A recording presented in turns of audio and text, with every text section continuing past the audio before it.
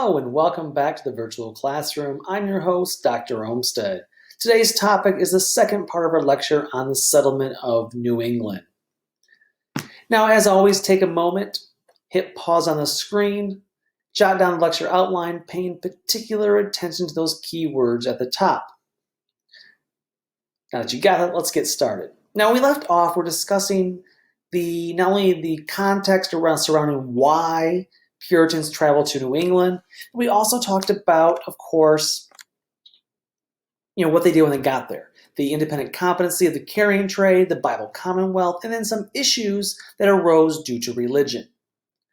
However, they also would face other issues, namely that of Native Americans. Because in addition to building their model community, a city upon a hill, they also wanted to convert Native Americans. Now, of course, in the Chesapeake region, it was the Powhatan Confederacy. But in the New England area, there was not a one large confederacy. Rather, it was a number of different Indian groups. Some were very large, some were quite small. Now, the main ones you see on the screen right there are the Massachusetts, the Narragansett, the Mohican, the Pequot, and the Wampanoag. Now, obviously, the Massachusetts, where we get the name Massachusetts from. The Mohican is an Indian group you may have heard of, especially if you watch the WNBA or are big fans of watching The Bachelorette. Because the Mohicans have a very large casino in Massachusetts, and it is the home of the Connecticut Sun WNBA team and was featured on an episode of The Bachelorette as she took all the guys for a date, you guessed it, to play basketball. Now, the other three groups, however, we will talk a little more detail as we go through this lecture very quickly today. Now, these groups are all individual tribes. They are not unified together in any sort of confederation. They each have their own community chiefs and leaders. They each live in independent communities. They have their own culture, their own language. Now, sometimes they are friends, sometimes they are foes, sometimes they attack each other, sometimes they help each other. And whenever they disagree, there will be some intermittent warfare. But here's the thing.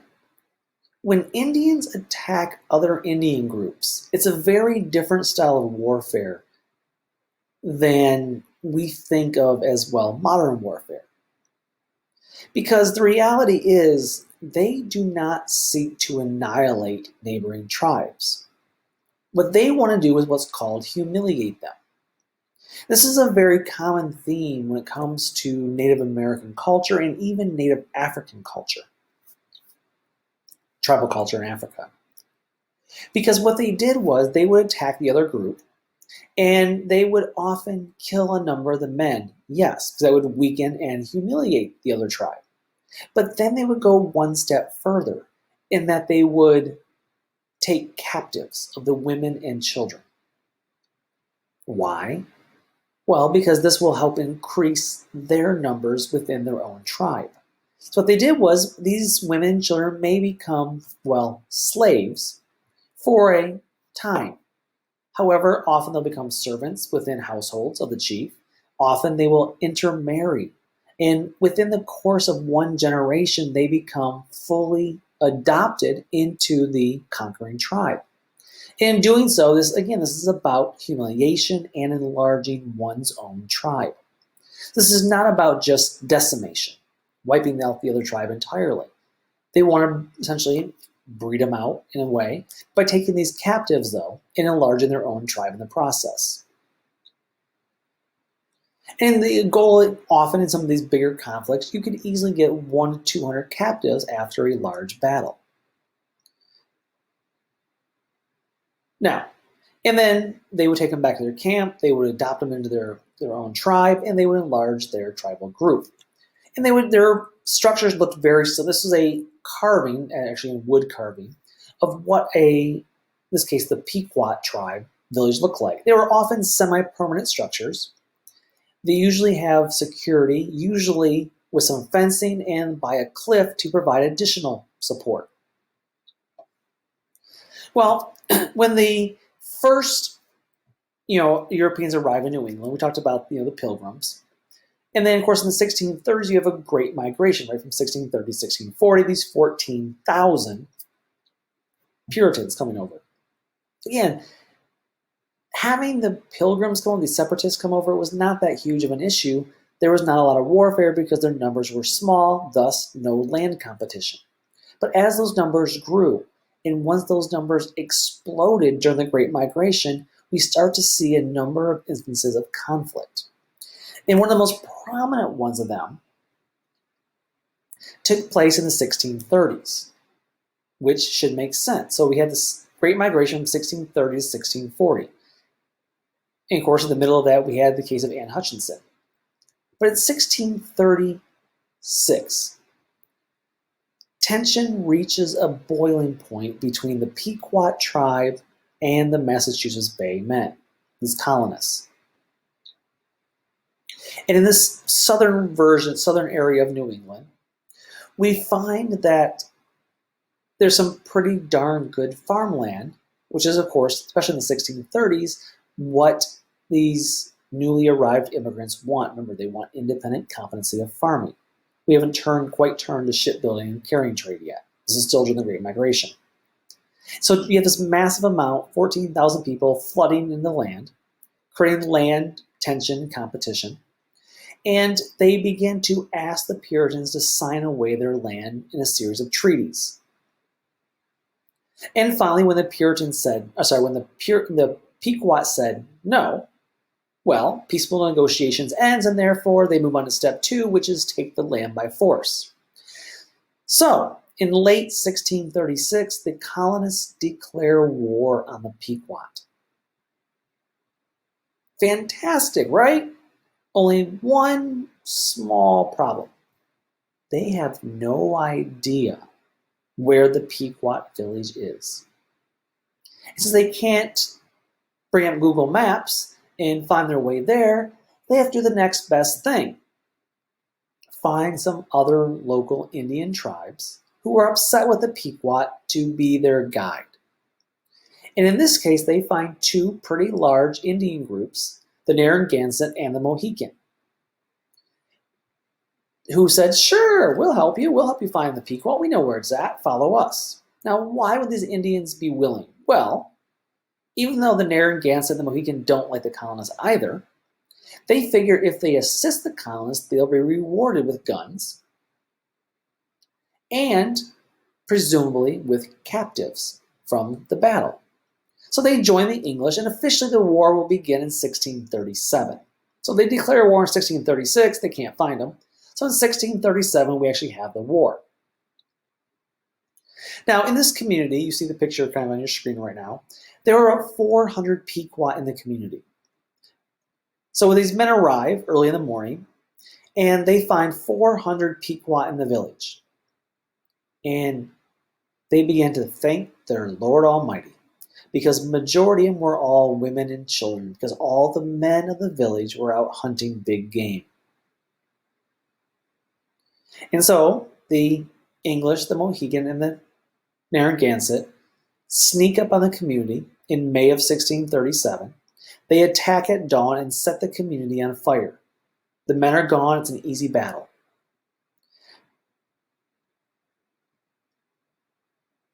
Unfortunately, things become a nightmare. Well, depending on who you are. From the colonist side, God must have blessed them. The men were gone, they find women and children, and they burn the village and kill all but 5 survivors.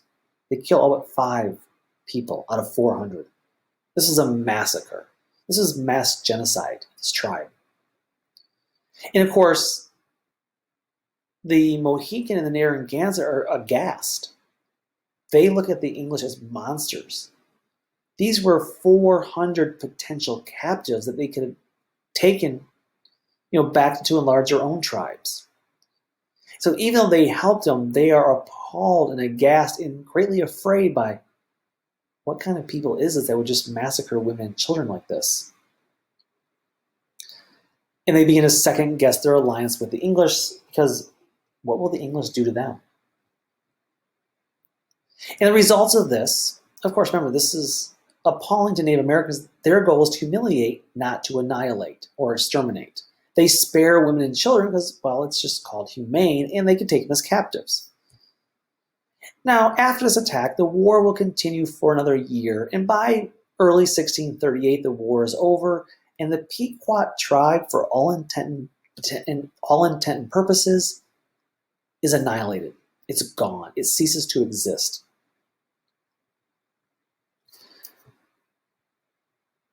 By 1638, half of the Pequot tribe is dead. 1,500 people dead. The other 1,500 are either sold into slavery or assimilated into other groups, thus essentially ending the proud Pequot heritage. Now, after this, and of course, the colonists begin to take a moment and say, maybe killing the Indians is not the best way to convert them to Christianity. I mean, after all, the seal, the Massachusetts Bay Colony Royal Seal, if you can read the Indian speaking there, it says, "Come over and help me. Come over and help us." Because they were deluded into thinking that the Indians were really begging Europeans to go introduce Christianity to them. And so, following the Pequot War, the colonists decided to adopt a different tactic. And they decided instead that maybe war is not the best way to convert and say, hey, God's loving, God wants you, God loves you. No, they figured that was kind of a bad way.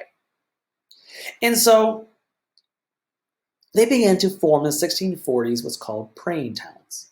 And you see a list of some of the very famous ones there, including, of course, Plymouth and Martha's Vineyard. Again, now it's a rich person's retreat. The point here was that an Indian could go to the praying town, learn about God, and if they did, they would be essentially adopted into English society. Now, not to be equal, but to have protection from Native Americans, for other Native Americans. So the whole goal here, of course, was to convert to Christianity. Now, on the surface, it doesn't sound terrible. But once they got there, they would be fully separated from their tribe. They'd be forced to cut their hair, start wearing English clothes. Because remember, Indians tend to have long hair, men did. According to the Bible, in Puritan belief system and dogma, having long hair on a man is abomination. It's sinful. You're covering the image of God because man was made in God's image according to Genesis chapter 1. And therefore, you had to cut your hair, learn English, dress like an English person, renounce all symbolism, thoughts, culture of your Indian past, and become essentially English. And yet, you would never be fully accepted as equal. Instead, you are separated from your group.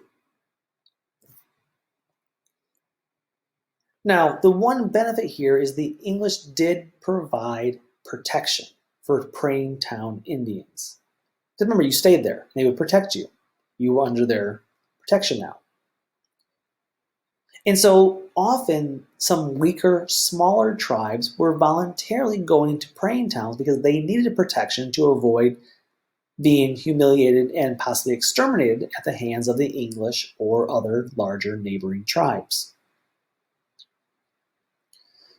Oh, wait, one more thing. Oh, and if you are a praying town Indian, not only do you have to give up your entire culture and your past, you must also do one more thing, because they're going to monitor you to make sure you're not being sinful. That's just for our conclusion.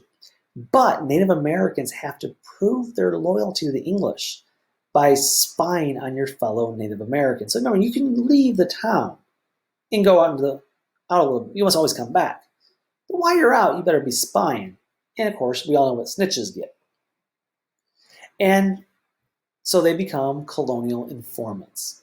And if they did their job and informed on their fellow Indians, they would be rewarded. And if they didn't, they would be, well, punished.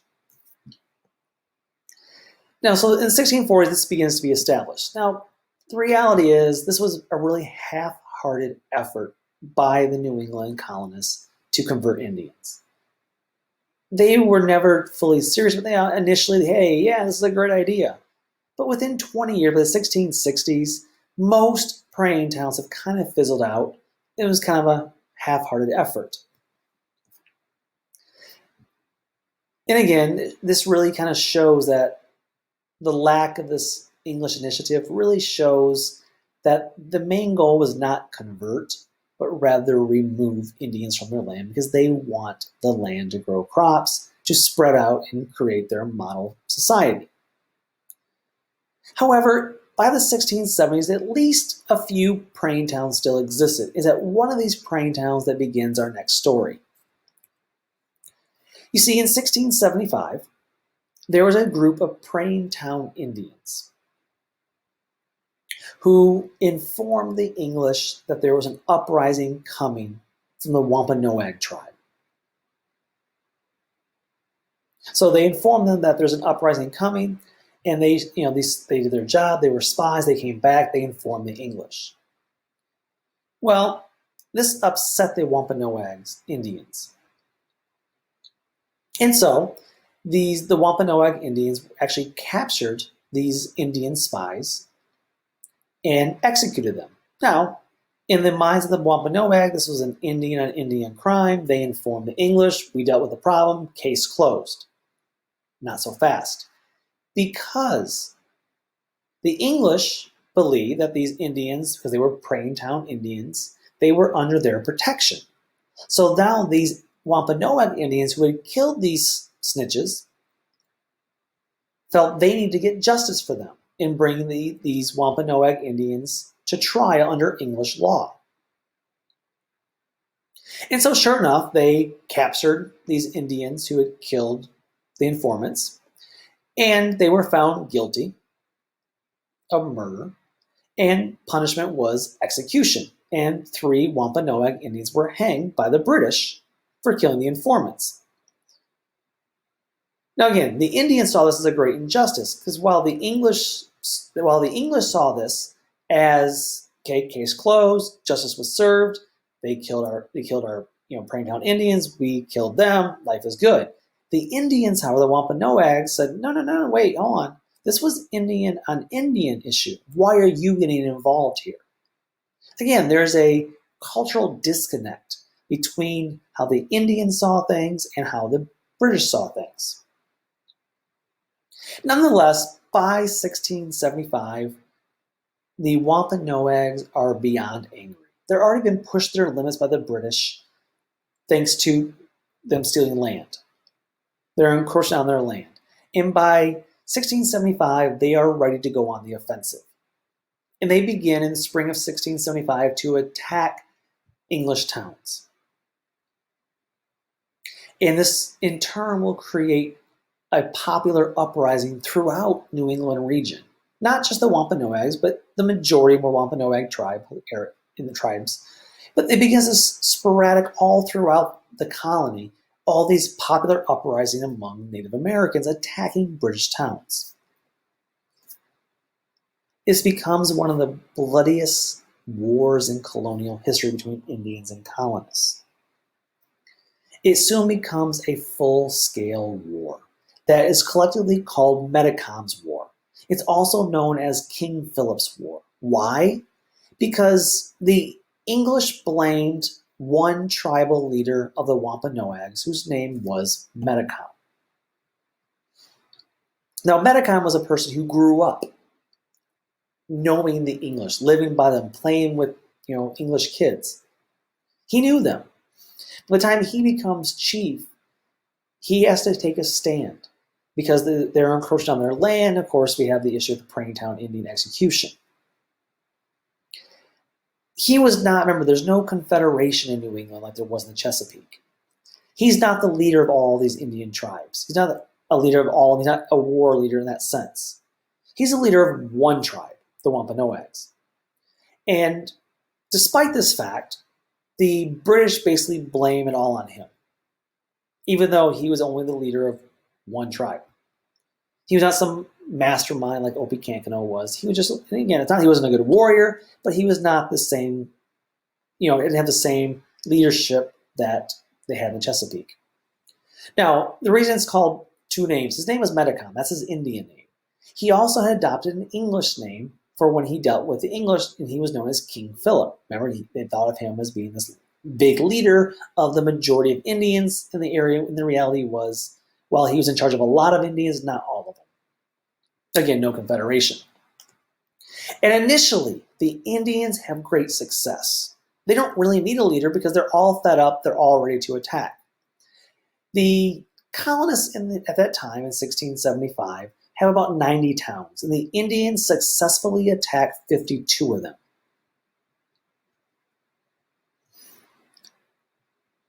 They completely destroyed 12 of them. And when the colonists try to counterattack, they can't find the Native American towns once again. Again, Google Maps would have been helpful. More Indians join, and more attacks ensue. And the Indians are doing really well. However, by spring of 1676, just 1 year later, the war is essentially over. Indians will suffer approximately 3,000 deaths, which is quite significant because they had already lost about that number just from disease. Whereas the Puritans are able to rebound very quickly and rebuild their communities, it's far more difficult for the Indians to recover. Now, why do they lose? Well, it's the same Achilles heel. They run out of weapons. By the following year, they are decimated by disease. They are lacking the weaponry to attack. They don't have the guns or the ammunition. Because where do they get it from? They get it from the British.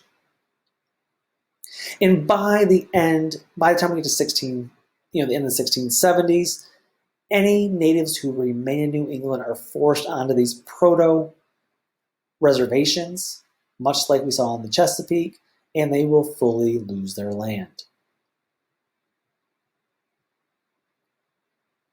Any Native Americans who remain, they have no place to go.